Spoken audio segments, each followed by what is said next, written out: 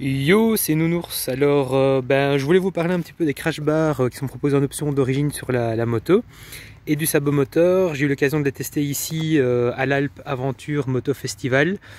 Je suis tombé de chaque côté et je voulais faire un peu le bilan de la protection qui est apportée par les crash bars parce qu'elles ont vraiment bien fait le taf et voir un peu avec vous ce que vous en pensez, si vous souhaitez les mettre, si vous hésitez, etc. Donc pour moi en off-road c'est vraiment indispensable de les avoir. Si vous voulez faire que de la route, je dis pas, mais en off-road, le sabot et les crash bars c'est vraiment indispensable. Alors sur la gauche c'est une chute qui s'est dirigée vers un talus. Donc on voit ici les griffes. Elles ont pris tout ici. Ici il y a un peu de peinture qui s'écaille, ma foi. On voit qu'elles ont plié en fait. Il y a eu un coup, elle a plié, elle est revenue vers le cache ici, donc ce cache est en plastique et il y a un petit coup sur le cache, il manque un peu de couleur jaune. Bon bah voilà, je trouve que je m'en sors pas trop mal pour cette chute. Il n'y a pas d'autres dégâts à l'arrière a rien pris du tout, vraiment nickel. Le côté aussi, le pose-pied non plus n'a rien pris. Voilà, donc pour à peu près 300 €, j'ai sauvé mon flanc gauche et aussi le flanc droit. Les pare-mains ont pris. Alors il y a deux écoles pour les pare-mains et les rétroviseurs. Il y en a qui m'ont dit de directement les changer et de garder ceux-là d'origine pour quand je revendrai la moto. Perso, je les casse et je les change après. Voilà, et si un jour je revends la moto, je m'en fous, elle sera pas avec les accessoires d'origine, c'est comme ça et puis c'est tout. Donc, ici, c'est validé, franchement ça a fait le taf. J'ai vu les motos d'essai de Tom Barrer, elles ont toutes les crash bars pliées, elles sont toutes revenues elles sont toutes contre ici. Bon, elles ont tellement morflé. Côté droite, alors là c'est une chute dans de la caillasse, un peu style Parpaillon, je sais pas si vous connaissez. C'est pas le Parpaillon mais c'est un peu style. Donc là tombé quasiment à l'arrêt, sur la droite j'avais un dévers, j'avais plus pied, et donc là effectivement elles ont vraiment fait le taf.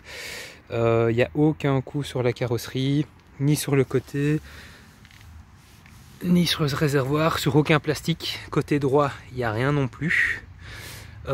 Pose-pied rien du tout, par contre le pot d'échappement c'est autre chose, je vais vous le montrer. Ici griffe. Donc c'est jamais qu'un coup de peinture. Je rappelle que les crash bars elles valent plus ou moins 300, je crois 360 € de prix de vente. Donc voilà, en négociant un peu, les mettant soi-même, etc., ça laisse moyen de les avoir moins cher. Je me dis, voilà, c'est le début, je tombe beaucoup. Pour l'instant, au début, après je vais tomber de moins en moins. Est-ce que ça vaudra la peine de les changer? Là, je les changerai clairement pas du tout, pas tout de suite, mais si elles sont trop torchées ou qu'elles commencent à rouiller, etc., que ça ne me protège plus bien, je les changerai.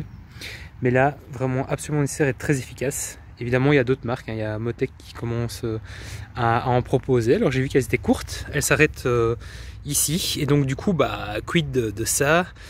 Ici le petit report qui vient ici, qui a fait peut-être que ça épargne aussi le guidon. Donc voilà, je sais pas ce qu'elles valent les Motec, c'est à essayer. Bon, je vais pas aller mettre les Motec dessus et lancer ma moto pour voir comment elle marche. Le pot d'échappement, effectivement, quand on se met dans l'alignement, on voit qu'il ressort bien hein, de l'axe de la moto. Hein. Quand on se met comme ça, on voit qu'il est dans le prolongement. Hein. Donc effectivement, il a pris, il a raflé, et c'est pas grave parce que c'est le cache. On a un cache ici en métal, on voit qu'il a bien été étudié, qu'il a bien été mis. Et puis là, c'est aussi un cache hein, du pot d'échappement. On se dirait presque qu'il est prévu pour, hein, qu'il est presque fait pour. Alors pareil, un pot d'échappement.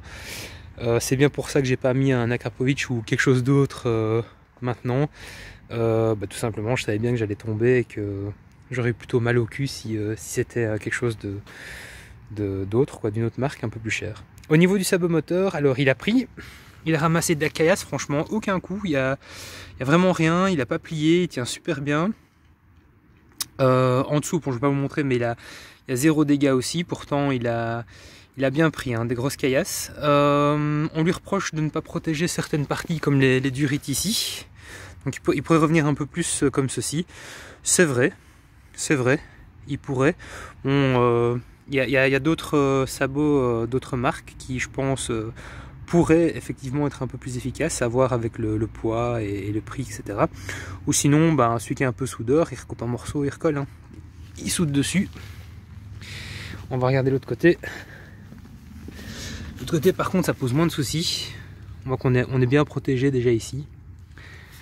Donc ça a fait vraiment bien le taf. Alors bah n'hésitez pas à commenter et faites parvenir vos photos, hein, si vous êtes tombé aussi, si elle est un peu abîmée, qu'on pleure tous ensemble. Salut!